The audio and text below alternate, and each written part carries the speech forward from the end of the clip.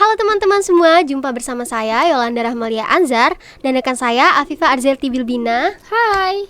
Di podcast komunikasi dengan edisi Pratikum dalam mata kuliah jurnalisme audio dengan dosen pengampu Ibu Bianca Virgiana MIkom.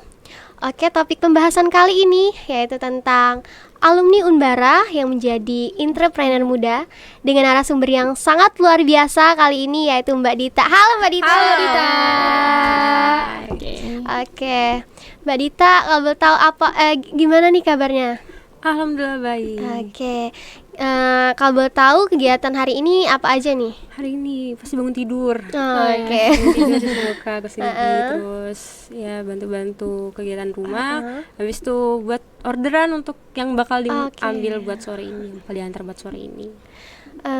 Mbak Dita ini kan alumni Unbara juga kan? Kalau boleh tahu alumninya itu tahun berapa ya? Aku alumni FISIP komunikasi tahun lalu 2022. Sudah bulan Maret waktu itu. Mbak Dita ini asli orang mana sih? Aku asli itu orang Jawa. Tapi aku lahir besar sampai sekarang itu di Batu Raja. Jadi aku tuh gadis oku. Walaupun nggak ada darah okunya. Ya nggak ada darah Sumatera. Cuma karena lama di Batu Raja jadi gadis oku. Ya walaupun nggak dapat predikat gadis oku, cuma saya gadis di sini. Melekat ya. Oke, kalau kita boleh tahu usaha Mbak Dita ini ada apa aja sih Mbak? Usaha aku tuh ada 2 yang jalan sekarang. Ada buket, ada cake. Bukan, sebenarnya tuh ada desserts. Termasuk cake juga, kue terus kayak puding apa segala macem itu. Ya itu. Oke. Awalnya Mbak Dita ini mempunyai ide untuk membuka usaha itu ketertarikannya nih? Ya, dari mana atau? Idenya itu kalau buket itu awalnya itu dari aku mau kasih buket ke temen aku yang wisuda nih, yang wisuda waktu pas zaman pandemi kan. Aku kasih temen aku yang wisuda, terus karena harga buket tuh mahal-mahal banget di Batu Raja, jadi aku meminimalisir supaya mengeluarkan biaya itu yang tidak terlalu mahal. Akhirnya waktu itu kebetulan juga aku scroll TikTok, banyak tutorial cara ngebuat buket-buket gitu. Akhirnya aku praktekin sendiri untuk temen aku, akhirnya jadi walaupun agak susah dan hasilnya juga ya belum terlalu bagus waktu itu karena pertama kali banget dan belum ada pengalaman sama sekali. Abis itu aku buat, aku jadi akhirnya aku iseng-iseng karena emang anaknya cuan banget nih, hobi banget cari duit. Akhirnya iseng-iseng aku foto terus aku promosiin di IG, di WhatsApp. Ternyata ada yang order. Akhirnya udah yang buket aku yang mau kasih ke temen aku itu dibeli sama dia. Terus aku beli lagi bahan-bahan, aku buat lagi yang baru, terus aku kasih ke temen aku, terus ya sampai sekarang akhirnya aku jualan. Jadi iseng-iseng berhadiah gitu Mbak ya? Iya gitu. Oke, selain buket, kue, cake, di dessert. Kalau dessert tuh aku ada di IG It's Cake. Kalau buket itu aku ada It's Buket Batu Raja. Kalau untuk cake kita aku ada di It's Cake Batu Raja. Bisa di follow ya guys. Ya, follow di sini. Ya, untuk tantangan yang pertama dihadapi saat awal menjadi wirausahaan tuh apa sih Mbak? Tantangan? Iya, tantangannya. Tantangan tuh sebenarnya awalnya pas aku pertama kali banget jual buket tuh nggak ada tantangan karena waktu itu baru beberapa yang jual buket di Batu Raja, jadi kayak masih aman. Cuma makin kesini makin banyak konten-konten cara ngebuat buket. Dari TikTok tuh banyak banget. Akhirnya mungkin orang-orang penasaran juga kan kayak aku kan, akhirnya mereka buat, jadi akhirnya banyak banget sekarang orang jual buket di mana-mana jual buket. Makanya sekarang kita harus bersaing karena saingan sangat ketat sekarang. Mbak Dita ini memulai usahanya saat masih menjadi mahasiswa di Unbara atau saat sudah lulus? Waktu pandemi tahun 2020, aku semester berapa sih aku lupa, semester 4 kalau nggak salah. Jadi aku mulai pas pandemi itu, awalnya aku tuh jual minuman. jual minuman. Minuman apa tuh? Minuman boba, kalau waktu zamannya boba kan. Iya, Jadi aku iya. jual boba, namanya Nyakunya waktu itu. Terus tutup gara-gara pandemi karena nggak boleh keluar rumah, lockdown juga. Akhirnya aku tutup, aku harus cari uang lagi nih biar bisa jajan-jajan. Nah, akhirnya aku dapat itu, aku buat buket itu, ya udah kira jalan sampai sekarang. Tabrakan nggak tuh waktunya antara kuliah sama bisnis yang dijalanin sama Mbak Dita ini? Enggak sih, karena jualan aku kan online kan, jadi kayak emang ya udah semuanya dimanapun, kayak aku lagi ke kampus juga, kalau lagi emang lagi nggak ada mata kuliah di kampus, aku bisa balesin chat orang yang mau order. Nanti kalau nyampe rumah, ya udah kalau lagi nggak ada urusan masalah kegiatan perkuliahan, aku bakal lanjut ke jualan aku karena sistemnya online. Mungkin kalau aku offline mungkin lebih agak ribet ya, karena aku harus ada di dua tempat, di bener. kampus sama di tempat jualan aku. Cuma ya alhamdulillah karena aku online, jadi sangat mempermudah dan gak ganggu sama sekali. Tergantung juga sih, kalau emang orangnya emang fokusnya ke cari duit juga, mungkin ya udah deh terserah kuliah yang gampang, yang penting duit dulu. Cuma kalau aku enggak, kita harus balance. Jadi kuliah tuh nggak membatasi kita. Jadi Enggak, Mbak Dita ini pernah nggak sih ngerasa kayak pengen stop gitu pengen stop. pada titik yang kayak aduh Enggak sih, kalau stop itu enggak. Soalnya alhamdulillahnya jualan aku tuh bukan kayak stoknya itu aman, yang enggak basi gitu iya, kan, yang betul. enggak busuk. Bener Karena banget. barangnya juga barang-barang apa ya, kayak bunga palsu gitu kan. Jadi aman, walaupun ya sehari 2 hari seminggu nggak laku juga masih aman. Mungkin kalau makanan mungkin kayak sering banget, karena aku dulu jualan tuh dari jualan sando, jualan apa segala macam yang harus stok barang. Itu kalau nggak laku sehari, kita harus buang barang itu, kita harus buat barang yang baru lagi. Itu jadi kayak udah deh capek, mending kalau mau jualan makanan yang stoknya mudah didapetin, yang nggak ada unsur masak memasak, jadi yang simpel-simpel aja gitu. Oke. Untuk modal awal sendiri tuh dari mana sih, Mbak? Modal awal itu sebenarnya nggak diniatin, karena awalnya kan mau ngasih ke teman kan, mau kasih ke teman, jadi ya pakai uang pribadi aja. Waktu itu modal berapa sih, paling cuma 20.000, 30.000 gitu. Terus sama kertasnya agak susah nyari di Batu Raja karena nggak ada jualannya. Jadi pakai kertas apa sih waktu itu, ada pokoknya bukan kertas khusus bukat, kertas biasa gitu. Ya udah aku buat, pokoknya paling modalnya cuma 40.000 apa kali ya. Ya pokoknya modal dikit banget deh. Tapi alhamdulillah sekarang kita harus keluar modal banyak untuk yang hasil agak banyak. Alhamdulillah ya. Mm-mm. Mbak Dita ini usahanya nih online atau kayak ada toko kayak gitu sih, Mbak? Masih online sampai sekarang. Karena aku mau buat toko, cuma kayak untuk budget modal awal yang besar banget kalau toko itu, jadi kayak ntar dulu deh, mending mikir matang-matang dulu, karena takutnya kayak aku udah ngeluarin modal besar nih buat nyewa tempat segala macam, ternyata nanti kalau bisnisnya enggak maju juga. Apalagi kan buket tuh sekarang kan, buket tuh nggak bisa dijadiin apa ya, kayak pemasukan nggak bisa kita andelin uang itu tuh buket tuh, karena musim-musiman. Kalau yang lain musim, takut kalau lagi sepi kan, jadi kayak ya takut aja sih kalau udah nyewa ruko segala macam, modal udah habis di sana, terus tiba-tiba bisnisnya nggak jalan, ya udah bakal sedih aja misalnya kalau nggak laku. Terus uangnya habis, nggak bisa ngapa-ngapain gitu.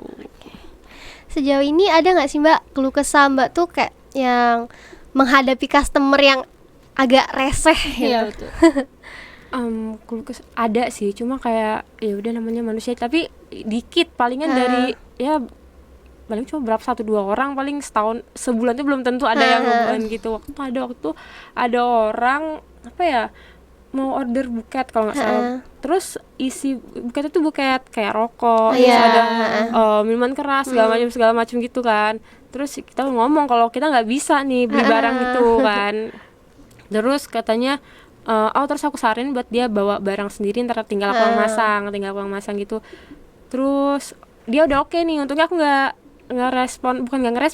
ngeiyain barang gitu. Ternyata dia nggak jadi order itu. Jadi ya udah, misalnya kalau aku jadi juga, aku udah beli rokok, aku udah beli minuman keras, terus tiba-tiba harus digimanain tuh barang-barang yang itu, sedangkan aku nggak pakai barang-barang itu. Gitu. Kalian udah nggak sih mau nyoba-nyoba gitu, kan masih muda. pengennya pengen, tapi tapi belum punya keberanian skill dan sih. modalnya Iya, itu bener mungkin banget. belum ada sih. Ya. Sebenarnya simpel sih kalau modal tuh kalian bisa kalian kan hobi masak nggak? Hah? Hobi masak atau tergantung sebenarnya, mut-mutan lah. Bener banget. Iya, sebenarnya kalau kalian ada punya hobi masak nih, terus masakan kalian jadi kan foto aja terus kalian promosi tuh. Itu awal-awal aku banget, aku setiap mulai usaha atau apapun jualan tuh pasti dari makanan yang tadinya aku mau makan sendiri sama keluarga aku, terus kayaknya bagus, aku foto dulu sebelum aku makan. Aku foto, terus kalau rasanya enak nih, kayaknya worth it nih buat dijual nih, akhirnya ya udah aku jual. Ya kalau maju alhamdulillah, kalau enggak juga ya nggak apa-apa, kan nggak rugi karena kita nggak ngeluarin modal sama sekali kan gitu. Kalau ngomongin usaha online nih kan, kita nih sebagai anak muda yang ingin ikut mencoba juga tapi nggak ada modal nih kayak buat stand atau toko kayak gitu, bisa kasih tau nggak apa kekurangan dan kelebihan dari jualan online ini? Kalau kelebihannya pasti kita lebih santai ya kalau kerja online. Bener-bener. Karena kalau kita punya tempat mungkin kita harus nungguin mau ada pembeli atau nggak ada pembeli, kita harus stay di sana untuk pembeli kita. Ya pasti gitu, itu yang enaknya kita bisa sambil rebahan juga, kita bisa ngeladenin pembeli. Kalau apa ya nggak enaknya mungkin target kita lebih sempit karena paling enggak karena kita online, jadi yang beli itu tuh orang-orang yang benar-benar pakai sosial media kayak misalkan aku jualan gitu ya. kayak aku jualnya di Instagram, jadi pembeli itu paling ya nggak jauh-jauh orang-orang yang main Instagram. Kalau aku jual TikTok paling orang-orang main TikTok. Kalau aku jual di Facebook cuma orang-orang Facebook. Jadi kayak orang-orang luar yang mungkin umurnya ibu-ibu bapak-bapak atau umurnya di atas 50 tahun, mungkin dia gaptek masalah sosial media gitu, jadi dia nggak termasuk Kurang ya gitu. Cuma alhamdulillah zaman sekarang mungkin banyak banget orang-orang tua yang umur berapa masih aktif banget di sosial media gitu. Banyak yang gaul nih sekarang banyak gaul. sekarang. Jadi ya ada beberapa yang order ibu-ibu, ya walaupun ibu-ibu agak repot sebenarnya, cuma ya nggak apa-apa, suka aja gitu. Jadi ada nggak nih Mbak yang kayak strategi yang efektif gitu loh buat narik pembeli selama berwirausaha ini? Apa ya, mungkin kita mungkin ngeluarin sesuatu yang baru kali ya, yang belum misalnya yang belum ada di Batu Raja nih, kayak sekarang kan banyak sih kayak ada TikTok, ada Instagram yang betul. mungkin dijual orang-orang luar kota, bahkan luar negeri yang nggak ada di kota kita, itu bisa kita eksekusi sendiri buat kita jual di kota kita. Jadi jualan kita bisa jadi satu-satunya nih yang ada di kota kita tuh. Jadi mau nggak mau orang-orang kalau mau order sama saya kayak gitu. Wah, baru nih. Iya gitu. Untuk edisi Ramadan ini ada nggak sih Mbak kayak ide-ide jualan yang baru atau gimana? Atau mungkin hampers Iya, gitu? betul. Iya, hampers pasti. Kalau lebaran kan orang-orang kan sekarang kan lagi ngetren banget kirim-kirim temen-temennya segala macam gituan. Cuma kelebihan dari kita nih dari It's Buket sama It's Cake ya khususnya karena hampers kita itu sekarang itu dessert, puding. Nah, jadi kita tuh emang ambil pasar karena orang Batu Raja itu kan banyak teman, jadi dia mungkin mau kasih teman-temannya gitu, tapi rata-rata untuk hampers yang kayak kue-kue kering itu mahal banget, bisa di atas 150, bisa 200 ribuan gitu. Aku carinya yang agak low budget, mulai dari 100 ribu. Jadi kita buat 100 ribu dengan dengan bentuk yang mungkin unik, yang bagus, yang kita buat semenarik mungkin. Jadi walaupun harganya itu murah, cuma kelasnya itu mahal gitu loh. Itu jadi kayaknya pinter-pinter aja untuk jual-jualan gitu kayak hampers segala macam, karena banyak banget. Soalnya kalau di hitung-hitung juga, kalau teman kita ada 10, kalau harga hampersnya mahal kan kayak 200 ribu, itu bisa 2 juta habisnya. Cuma yang sesuai budget iya, anak muda betul. sekarang Jadi aja. karena kita ambilnya yang murah-murah, jadi kalau kalian temennya banyak no problem buat kasih hampers nggak masalah gitu. Kalau dari keuntungan nih Mbak, kalau boleh tahu kisaran berapa tuh? Apa buket sama? Iya. Kalau buket itu keuntungan lumayan ya, tapi tergantung sih karena buket itu kan bukan musiman, ya musiman juga. Kalau ramenya itu paling pas lagi ada wisuda orang-orang musim-musim sempro, terus hari ibu, hari guru. Ya itu sih paling yang besar lah ya. hari-hari yang perayaan itu kayak banyak banget yang order, sehari itu bisa sampai puluhan buket bahkan. Jadi misalnya kalau untuk penghasilan itu kalau lagi musim emang lagi eventnya banget itu bisa sampai seminggunya itu bisa 3 jutaan. Tapi bukan yang Iya. itu masih kotor, bukan bersih, belum sama modal segala macam. Kalau lagi sepinya itu bisa seminggu tuh 400-an motornya gitu. Kalau makanan, kalau untuk eats cake itu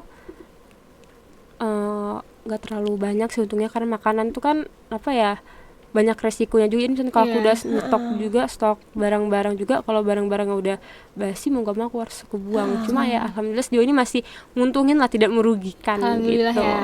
Jadi resikonya agak sedikit tinggi kali makanan. Iya, kalau makannya tinggi banget karena apa ya? Pertama kita harus ready stock dong kalau makanan. Misalnya kalau Dan kayak harus fresh juga. misalnya kalau kayak kita kepengen makan, aku jual apa nih? Misalkan aku jual puding. Misalnya kalau harus PO dulu, misalnya kalau orangnya maunya kepengennya moodnya sekarang juga kan harus ada sekarang kan. Harus ada sekarang kan. Jadi aku kayak ntar dulu deh kayak gitu, mending sekarang yang sistemnya PO aja gitu. Kalau untuk dukungan keluarga dengan nih Mbak, yang kayak mendukung berbisnisnya Mbak Dita ini, atau ada larangan kah atau gimana?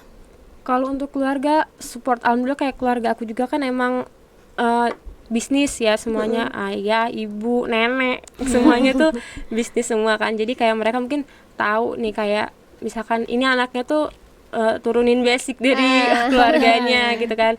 Jadi nggak ada masalah. Dan alhamdulillah juga kayak dari orang tua aku juga nggak pernah nggak pernah memaksa anaknya kayak kamu harus fokus ya belajar, kamu harus harus dapetin nilai A semua itu. Enggak, kayak orang tua aku ngebebasin, karena orang tua aku tahu kayak kita tuh udah besar, kita tahu apa yang harus kita lakuin dan enggak kita lakuin. Jadi kayak apapun itu yang positif pasti disupport sama orang tua gitu.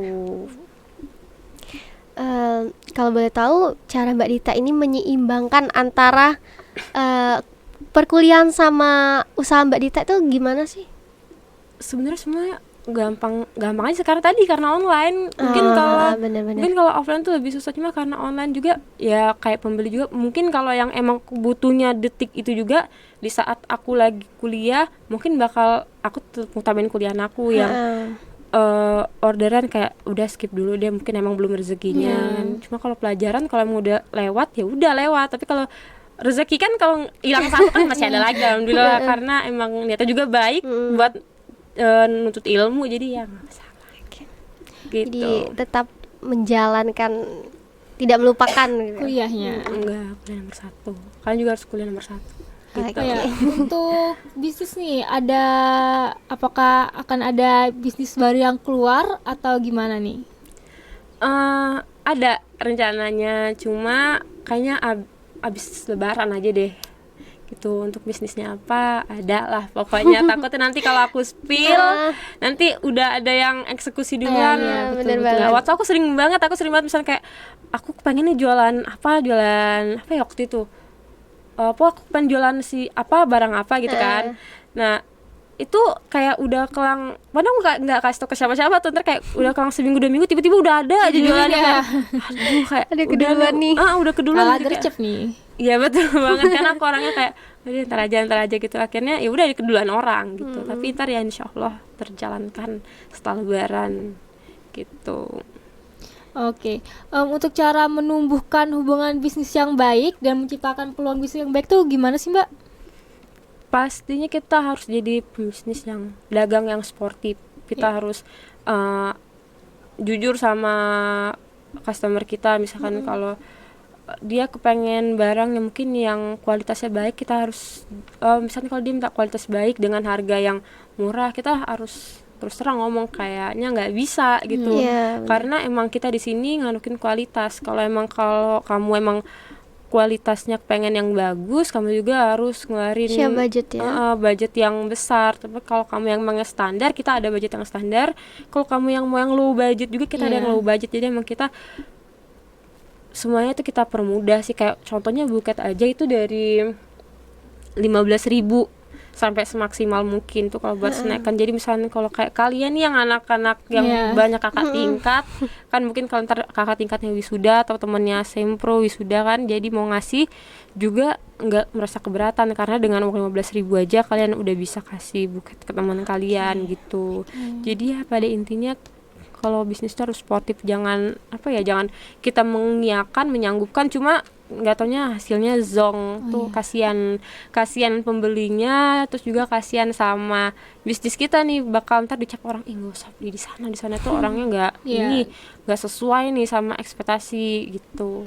Yang juga kalau awalnya bagus, pas rame lama-lama jadi itunya dikurangin ya, kualitasnya dikurangin. ya, betul. Tapi tuh orang Indonesia tuh sering banget misalnya kayak contoh nih masakan nih, rumah makan misalnya kayak kita puji kan, makanan di restoran ini enak nih gitu kan, terus sekali 2 kali nyoba enak, terus pas setelah kita puji lama-lama jadi hilang rasanya. Tuh sering banget kan. Apalagi kalau pelanggan udah banyak, udah membludak. Itu sering banget. Makanya kalau bisa itu ya udah deh, mending nggak usah dianeh-anehin. Kalau emang udah terkenal enak, udah resepnya nggak usah diapa-apain, toh makin banyak pembeli juga kan makin untung sebenarnya. Jadi ngapain harus dikurang-kurangin lagi? Itu catatan banget sih buat pedagang-pedagang makanan, please lah, kalau udah enak tuh nggak usah diapa-apain lagi gitu. Tuh, Jadi lebih baik buat para pedagang jujur ya Mbak, daripada kalau emang bahan-bahannya lagi naik, harga-harga bahan lagi naik, mending kalian terus terang aja harganya kalian tinggiin, kualitas kan tetap ngomong, sama. kalian ngomong kalau ini harganya naik ya karena bahan-bahannya sekarang lagi pada naik nih, daripada nanti bahan-bahannya kita ganti bahan-bahan yang murah yang biasa tapi hasil malah jelek gitu, malah nggak enak, malah kasihan nanti, jadi nggak ada income lagi mereka kalau tutup. Ngomongin bahan-bahan sekarang ini kan pada naik ya, karena bulan puasa itu menyulitkan Mbak nggak untuk dalam usahanya ini?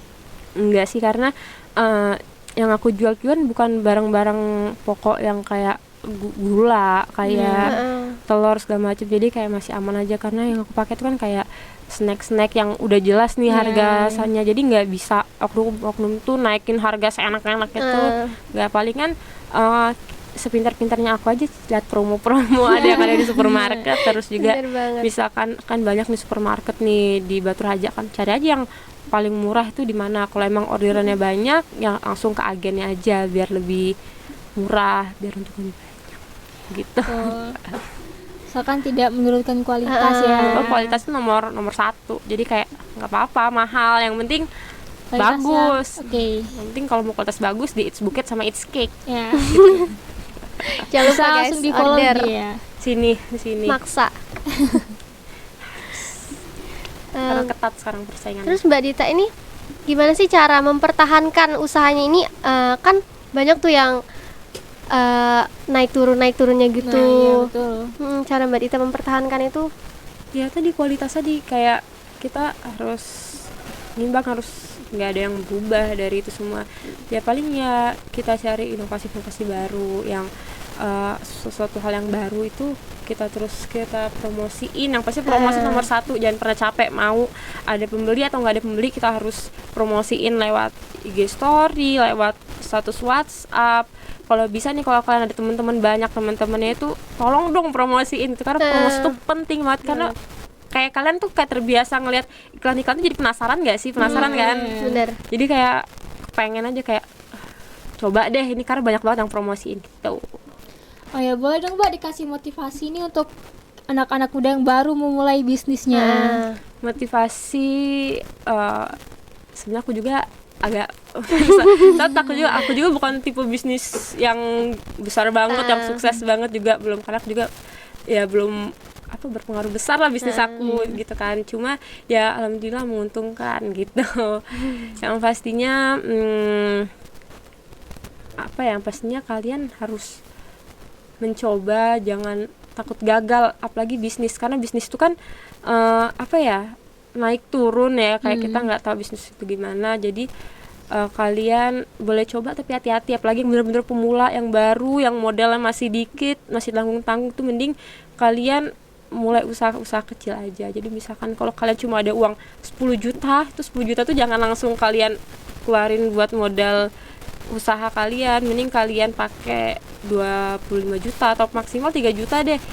7 jutanya kalian simpen. Jadi misalkan kalau usaha ini maju, alhamdulillah kan bisa dapat income dari usaha kalian ini yang bermodal 3 juta, ntar bisa berkembang banyak. Kalau emang amit-amitnya emang nggak maju, kan masih ada sisa uang. Jadi kalian masih bisa nyoba-nyoba semuanya yang baru kan, masih bisa jajan-jajan pakai uang 7 juta kalian. Ya pokoknya ya sukses kalau kalian punya bisnis.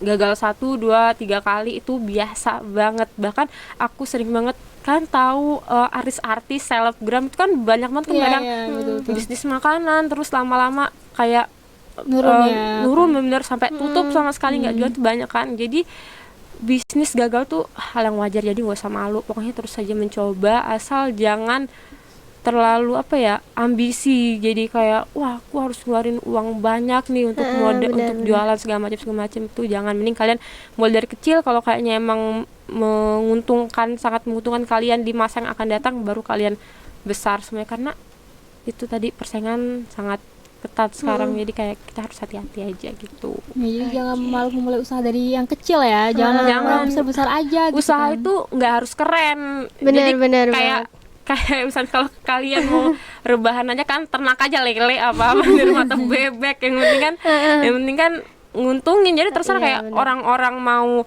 bilangin itu bau bebek tuh kan, bebek tuh nggak apa-apa, yang penting kita ada uang daripada kita kerjaannya nongkrong terus ya nggak ada kerjaan lah, jalan-jalan terus tapi kayak kita nggak ada income terus ujung-ujungnya kita minjem kesana kesini kan. Mending kita coba aja jualan apapun itu, yang untungnya sekecil apapun, yang penting kita coba, pasti ntar bakal besar kok. Karena aku banyak banget contoh itu orang-orang itu yang mulai usaha tuh dari kecil banget. Kayak aku ada tetangga aku tuh, dia jual sayur dari keliling, dari pakai gerobak keliling itu sampai pokoknya dia tuh gak kelang lama, paling kurang lebih 6 bulan kali ya. Akhirnya dia sekarang udah ada di rumahnya tuh jual sayur jadi besar banget. Jadi kayak orang-orang di daerah aku tuh bener ke dia semua kalau belanja barang murah segala macam. Tadinya dia tuh cuma keliling-keliling pakai gerobak gitu, sekarang dia udah tempat, jadi udah dibangun malah rumahnya sekarang, udah besar banget gitu. Jadi kayak udah kalian nggak usah malu, terserah orang-orang mau bilangin kalian apa, yang penting kalian ada uang, kalian bisa minjemin mereka tuh yang banyak omong. Gengsi nggak makan ya. Iya benar banget itu. Jadi kita harus jangan gengsi, yang penting ada uang. Betul. Mbak Dita kan sekarang nih kayak kuliah udah nih, usaha juga alhamdulillah udah lumayan. Pencapaian Mbak Dita selanjutnya nih kayak apa lagi gitu? Pasti pengen besarin ini bisnis juga, kalau bisa juga jangan bertambah, jangan cuma 2 ini aja. Kalau bisa tuh bisa terus nambah apa-apa lagi. Terus juga kalau bisa bisnis yang udah ada itu bisa terus berkembang supaya bisa besar kan, bisa dikenal banyak orang gitu. Ya gitu deh, pokoknya banyak sekarang cari. Aku juga lagi cari kerja sekarang. Lagi cari kerja. Jadi kalau bisa tuh jangan income tuh jangan dari sana-sana aja, tuh apapun peluang tuh ngasilin uang halal dicoba aja. Untuk merit nih, kira-kira Mbak ini udah calon belum sih? Belum, aku lagi banyak dicari sekarang. Cari kerja, cari jodoh. Oh, jadi karir dulu ya, jadi independent woman dulu deh. Iya, cari karir gitu ya. Ya pasti gitu lah pokoknya. Yang jelas lagi banyak yang dicari nih sekarang nih. Jadi tolonglah yang ingin membantu saya mencari. Karena kalau kualitas diri bagus juga, nanti yang datang juga bakal bagus ya jodohnya. Ya, pasti. Makanya kita harus meningkatkan kualitas, jangan value-nya yang masih ditingkatkan. Jangan cuma jadi wanita yang gitu-gitu aja. Kita harus cari value kita, karena value itu enggak cuma dari pendidikan aja, tapi value itu dari manapun, dari kayak cara kalian bicara, dari cara kalian interaksi sama orang tuh dinilai sama orang. Jadi ya hati-hati aja sih sekarang, apalagi banyak sosial media kan, banyak yang dampak-dampaknya positif negatif, banyak yang negatifnya tuh dihindarin, karena kalian harus jaga value dalam diri kalian supaya jadi orang yang betul. gitu. Oke, terima kasih ya Mbak Dita atas podcastnya hari ini. Terima kasih juga atas undangannya. Terima kasih atas motivasi dan masukannya untuk bener anak muda banget yang itu. mau memulai bisnis baru. Jangan takut. Ya Untuk jangan mencoba. takut untuk mencoba ya. Oke. Oke. Terima kasih sudah undang. Oke, buat teman-teman jangan lupa like, komen, dan Subscribe. Bye bye.